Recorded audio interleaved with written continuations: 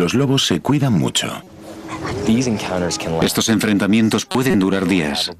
Aislarán a un búfalo en una zona de mucha nieve, y ese búfalo tendrá que luchar hasta morir, y evidentemente, los lobos se lo terminarán comiendo. Estas imágenes muestran una batalla entre una pequeña manada de lobos y un búfalo. Duró 36 horas. Los lobos utilizan su número para provocar continuamente a su presa hasta que ésta acaba agotada. Sin embargo, la fuerza y la sorprendente habilidad del búfalo lo convierten en un peligroso adversario. Creemos que el lobo tiene muchas posibilidades de acabar herido cuando intenta cazar búfalos.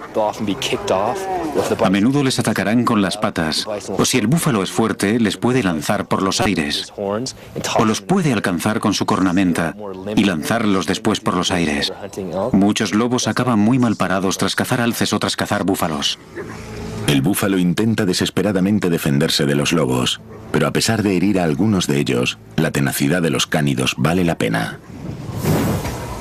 El lobo común o lobo gris se enfrenta a este tipo de peligro cada vez que caza presas grandes. Habría supuesto mucho más peligro para el lobo gigante, ya que este se enfrentaba a animales más grandes y fuertes que vivirían en manadas más grandes. Lo que hacía era atacar en grupos más grandes. Pero esto era relativamente útil. A pesar de cazar en manadas más grandes, cuando llegaba la hora de atacar, el lobo líder estaba solo. Y literalmente, su vida corría peligro. Los datos de los fósiles reflejan los peligros a los que los lobos se enfrentaban a diario. Los científicos han encontrado miles de huesos rotos de lobos gigantes, y cada uno tiene una historia que contar. Con una pequeña investigación podemos descubrir no solo los peligros a los que los lobos se enfrentaban, sino todo tipo de detalles de la vida en la manada. Esto es un ejemplo de una herida bastante grave con la que el animal vivió un tiempo. Este es el cúbito y el radio estaría más o menos aquí. Esto es un cúbito normal y el radio sería un hueso separado. Y parece que lo que le pasó a este animal es que recibió una patada o algo así y acabó gravemente herido, ya que se fracturó uno o los dos huesos de la pata delantera. Y los dos huesos se le terminaron fusionando, lo que sería bastante doloroso a la hora de moverse. Una fractura así, posiblemente fruto del ataque de una de sus presas, le habría dejado cojo de por vida. Incapaz de cazar con el resto de la manada, sobreviviría alimentándose de las sobras de animales muertos. El hecho de que este lobo viviera unos años más demuestra su dureza. Y algo más. Es la primera indicación de un sorprendente comportamiento social del lobo gigante. A diferencia de los lobos grises modernos, puede que las manadas de lobos gigantes cuidaran de sus miembros. Quizás en este cráneo de lobo gigante también haya signos de este comportamiento tan peculiar. Este cráneo sufrió algún tipo de traumatismo grave. Su aspecto es muy diferente a uno normal.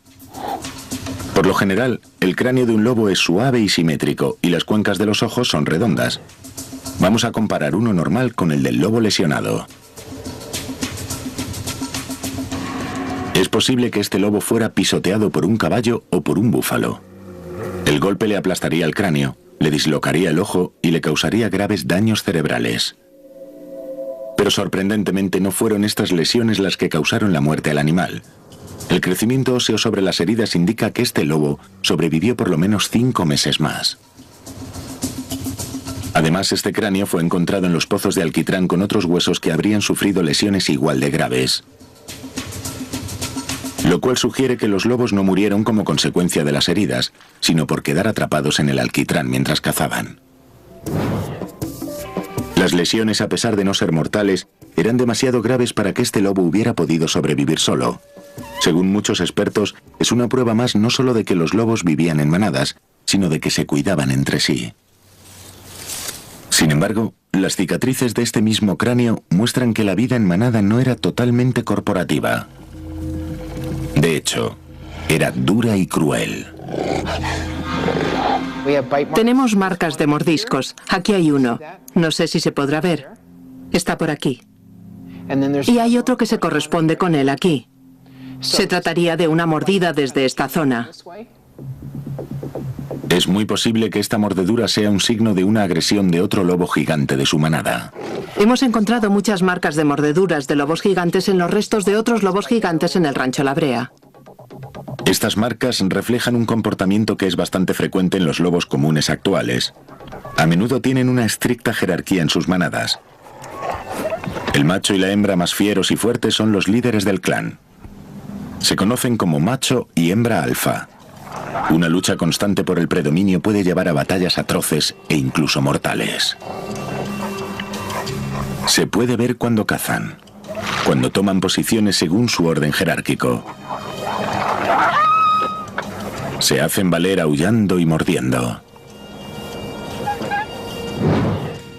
Este mismo comportamiento se refleja en el cráneo de este lobo gigante.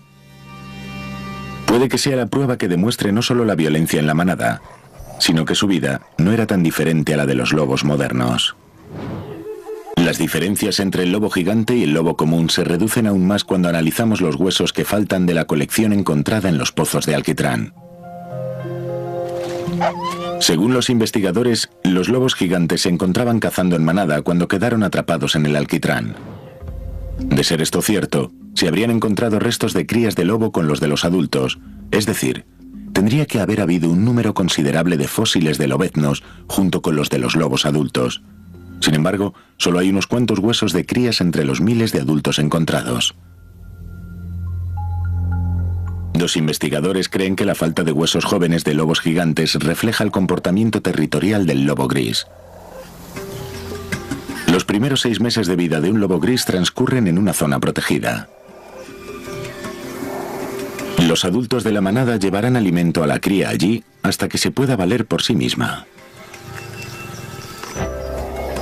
Yo creo que los lobos gigantes también cuidaban de sus crías y no se los llevaban a cazar ni a buscar presas hasta que tenían por lo menos 6 meses. Por tanto, es probable que el comportamiento en manada del lobo gigante fuera parecido al del lobo común o gris.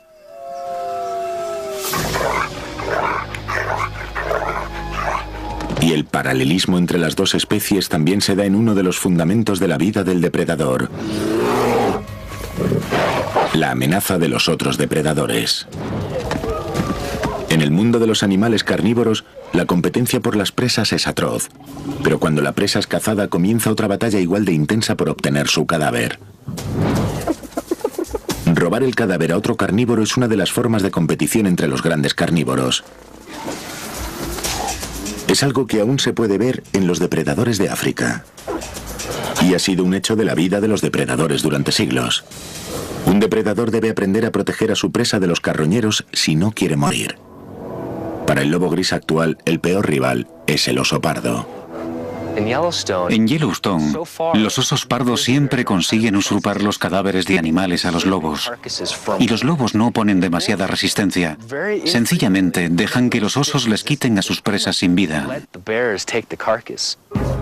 Sin embargo, el tamaño del oso no es la razón principal. Los osos tienen sus estrategias. Saben que los lobos pueden ser muy peligrosos y consiguen rodearle. Por eso, cuando un oso se acerca a una manada de lobos que acaba de cazar una presa, sabe que estos van a intentar enfrentarse a él para ahuyentarle. Se produce una especie de tumulto en el que el oso se coloca de espaldas al cadáver de la presa. Y con la presa a sus espaldas, el oso tendrá a los lobos de frente e intentará atacar en todo momento a los lobos. Con el tiempo, el éxito del oso pardo le ha hecho aprender. A menudo espera a que los lobos cacen a la presa para apoderarse de ella.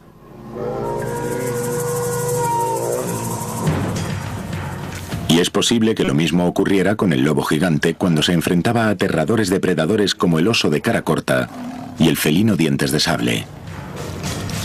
Libraba una lucha constante para encontrar suficiente comida que mantuviera viva a la manada. Y casi siempre intentaría evitar a sus grandes competidores. Lo más probable es que pasara lo que pasa en la película Operación Dragón, cuando Bruce Lee dice: es el arte de luchar sin luchar. Eso era exactamente lo que hacían ellos. Intentaban competir por las mismas presas, pero no se enfrentaban directamente al felino dientes de sable ni al oso de cara corta. Competían sin competir. Pero en ocasiones el lobo gigante se veía obligado a enfrentarse a sus grandes rivales. Por desgracia para el lobo, las reglas de la naturaleza favorecen a las especies más grandes. En encuentros individuales, el oso de cara corta o el felino dientes de sable habría aplastado al lobo. Eso hacía la vida del lobo gigante extremadamente difícil. Los grandes depredadores de la Edad de Hielo le acechaban en cada cacería y le amenazaban con dejarle morir de hambre. Durante miles de años en la América del Norte prehistórica, el lobo gigante arriesgaba la vida cazando animales mucho más grandes que él. Sin embargo, no era el único. Los más poderosos carnívoros de la época luchaban por las mismas presas.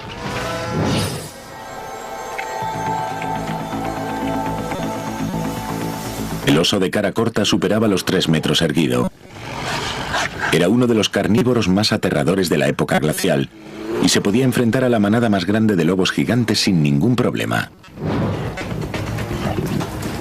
A pesar de las agresivas tácticas de los lobos, el oso habría sido un oponente casi imposible de derribar.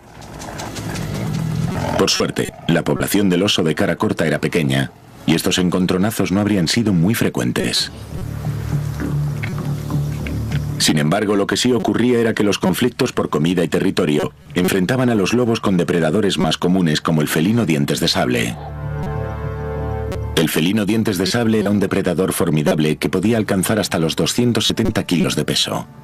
Era rápido, fuerte y sus enormes colmillos le convertían en un adversario muy peligroso. Individualmente, el lobo gigante no era rival para el felino dientes de sable. Probablemente se habría dado la vuelta antes de enfrentarse a él. Pero como miembro de la manada se le exigía luchar para proteger a su manada.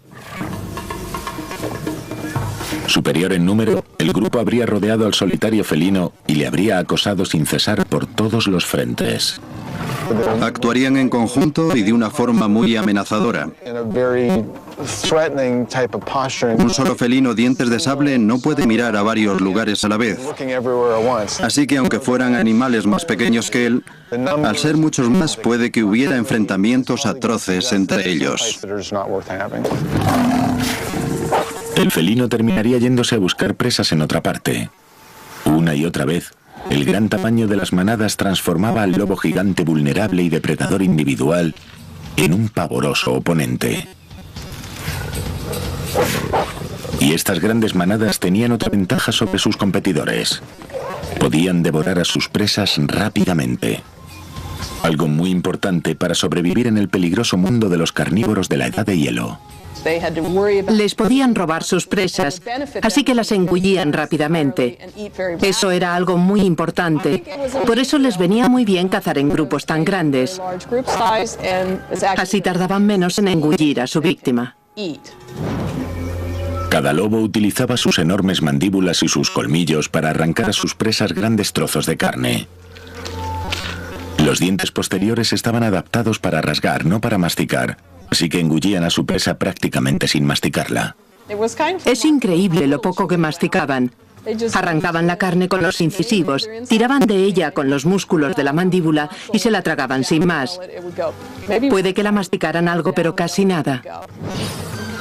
Engullendo prácticamente sin masticar, la manada terminaba pronto a su presa. Convertían a un enorme búfalo en un montón de huesos en cuestión de minutos para evitar que otro depredador pudiera llegar y robárselo. Esta era otra de las habilidades fundamentales que el lobo gigante desarrolló para sobrevivir entre las grandes bestias de la época glacial. Se convirtió en un robusto e implacable cazador con el tamaño y la fuerza suficientes para abatir a enormes presas como los búfalos. Aprendió a trabajar en grandes manadas para poder con los grandes depredadores. Como resultado, el lobo gigante se extendió por América del Norte y dominó a otras especies como a su pariente, el lobo gris. Entonces, ¿por qué después de más de 100.000 años de éxitos desapareció repentinamente de la faz de la Tierra?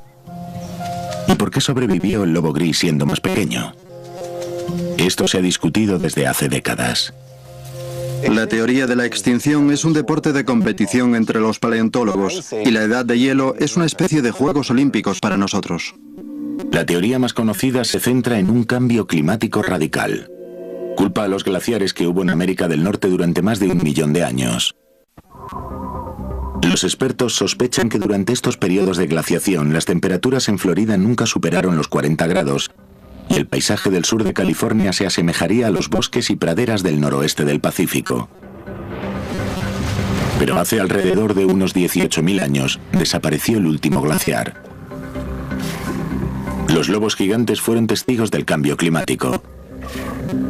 Las temperaturas aumentaron y, a diferencia de periodos de glaciación anteriores, no consiguieron adaptarse a este. Es una de las singularidades del Pleistoceno. Lo que ocurre en este momento es que los animales no consiguen adaptarse a los nuevos cambios climáticos. De hecho, los cambios climáticos provocaron la extinción de muchas especies. Especies que habían sobrevivido a cambios climáticos drásticos en el pasado. ¿Por qué estos grandes herbívoros y carnívoros como el lobo gigante consiguieron sobrevivir a los cambios climáticos del Pleistoceno y de repente se extinguieron a finales de la Edad de Hielo? Quizás el cambio climático de finales de la Edad de Hielo fue mucho más abrupto y puede que eso jugara un papel clave en la reestructuración del sistema. Una teoría relativamente reciente afirma que la razón de este abrupto cambio fue la explosión de un cometa sobre América del Norte. Dicha explosión tendría lugar hace 10.000 años y desencadenaría una serie de extinciones catastróficas. Los datos de los fósiles podrían confirmar este repentino cambio. Se han encontrado miles de dientes de lobos gigantes en los pozos de alquitrán del yacimiento La Brea. Estos dientes son más grandes que los del lobo gris, lo que significa que es probable que el lobo gigante se adaptara a comer huesos.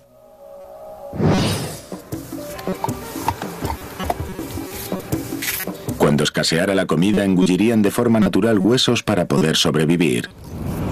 Y cuantos más comían, más posibilidades tenían de rompérselos. El tipo de huesos que comían estos lobos gigantes eran huesos de vacas, unos huesos muy grandes, y se necesita mucha fuerza para partir ese tipo de huesos, así que es posible que parte de su dentadura sufriera algunas fracturas. No es difícil encontrar dientes rotos, ya que en el yacimiento La Brea hay cientos de ellos. Estos sugieren que los lobos se alimentarían de huesos. Sin embargo, eso no arroja mucha luz sobre el episodio de la extinción, hasta que analizamos una época muy reveladora. Ciertos análisis exhaustivos indican que hace 15.000 años los lobos se rompían los dientes mucho más que 3.000 años después. Esto es algo sorprendente. Si el cambio climático produjo la extinción de las presas del lobo gigante, debería haber más dientes rotos a medida que pasa el tiempo. Pero los resultados dicen justo lo contrario, que las presas abundaron hasta el final. Los investigadores se han valido de las pruebas isotópicas para verificar estos descubrimientos. Analizamos los restos de unos cuantos lobos gigantes de diferentes periodos del yacimiento La Brea para determinar la dieta de cada uno, y lo cierto es que no eran muy diferentes entre ellos. Parece que la población de lobos gigantes hacía más o menos lo mismo y se alimentaban más o menos de lo mismo durante el periodo de 30.000 años que estudiamos. Estos resultados confirman la idea de que la desaparición del lobo gigante no fue gradual, sino repentina. Las pruebas más recientes parecen indicar, por la época de extinción de varios miembros de esta megafauna, que ocurrió bastante rápidamente. Puede que en cuestión de cientos de años, quizá en 1000 años. 1000 años es un periodo corto para que ocurra una extinción catastrófica, por lo que no se puede justificar solamente con un cambio climático. Algo más debió contribuir a la extinción. ¿Sería un cometa o sería culpa del hombre?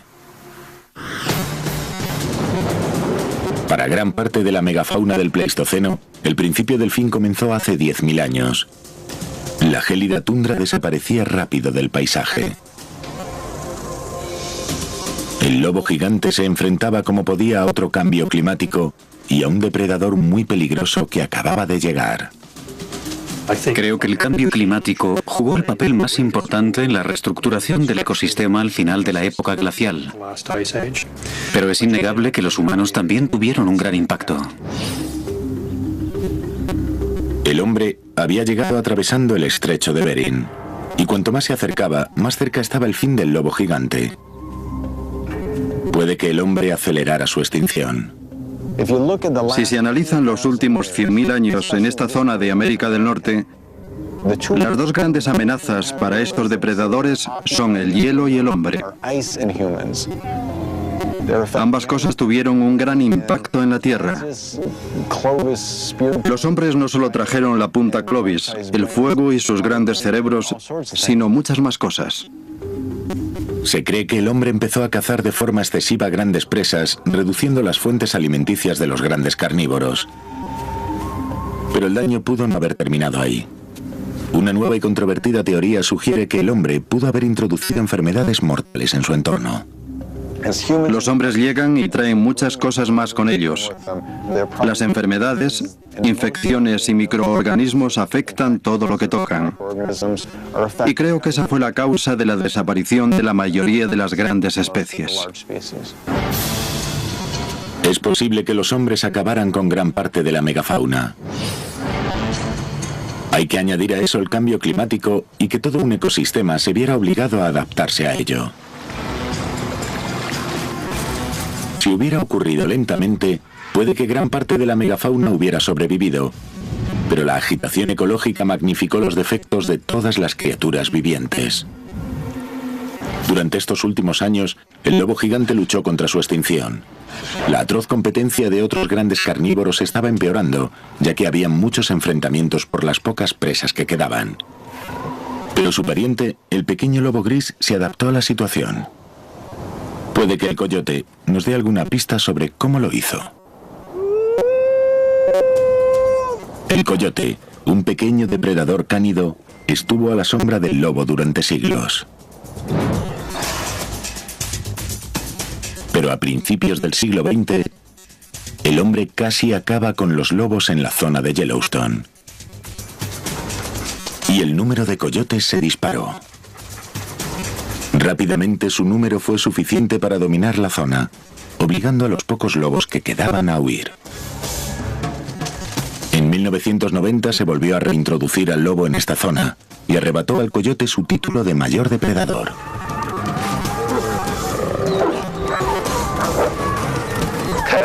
Los coyotes saben estar en segundo plano. Son capaces de adaptarse a la presencia de los lobos, utilizando sus zonas cuando los lobos no están en ellas. Evitar a los lobos les ha permitido acostumbrarse a su presencia y vivir con ellos. El coyote cazaba animales demasiado pequeños para el lobo o robaba presas que los grandes depredadores abandonaban. Puede que el lobo gris tuviera el papel del coyote con el lobo gigante hace 10.000 años. Durante casi 100.000 años se encontraron lobos grises en muchas de las zonas donde también se encontraron lobos gigantes. Pero había muchos menos lobos grises, 1 por cada 10 lobos gigantes. El lobo gris era el desvalido. Posiblemente se mantenía alejado de las manadas de lobos gigantes y se centraba en presas más pequeñas. Como resultado, el lobo gris se convirtió en un cazador más versátil y ágil. Son muy flexibles en su comportamiento, y eso es totalmente esencial para sobrevivir. Así se explica también que se extendieran por un territorio tan amplio. La flexibilidad del lobo gris se puede ver actualmente. Son capaces de cazar grandes presas como búfalos y también pueden cazar presas pequeñas como conejos y ratones. Han ampliado su dieta y comen hasta pescado. Se han convertido en uno de los grandes depredadores de América del Norte. En cuanto al lobo gigante, parece que el tamaño no lo es todo.